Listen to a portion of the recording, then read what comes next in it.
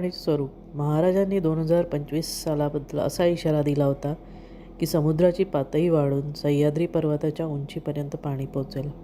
हा एक प्रकारचा प्रलय असेल ज्यामुळे मानवी जीवनावर मोठा परिणाम होईल. ही भविष्यवाणी फक्त विनाशाची सूचना नसून एक प्रकारचा आत्मपरीक्षण करण्याचा संदेश होता.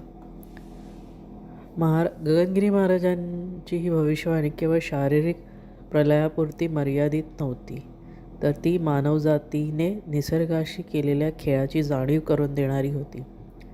पर्यावरणाचा ऱ्हास, भौतिक प्रगतीसाठी नैसर्गिक साधनसंपत्तीचा होणारा अतिरेकी वापर आणि मानवाने स्वतःला निसर्गापासून अलग केले आहे याकडे त्यांनी लक्ष वेधले. आपल्याला काय शिकता येईल?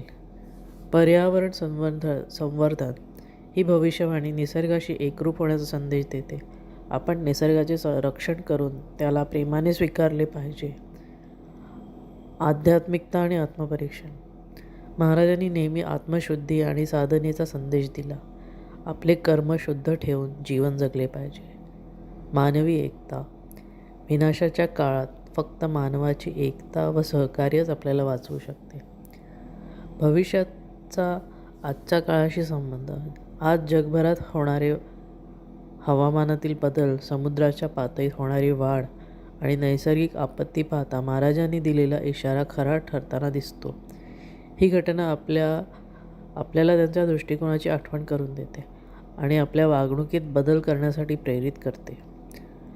गगनगिरी महाराजांनी दिलेला हा संदेश आपल्याला अधिक जबाबदार, पर्यावरणाबद्दल जागरूक आणि आध्यात्मिक बनवण्याचा प्रयत्न करतो. महाराजांच्या शिकवणीतून अनुसरण करून आपण फक्त आपलेच नाही तर पुढील पिढीचे देखील जीवन सुधारू शकतो.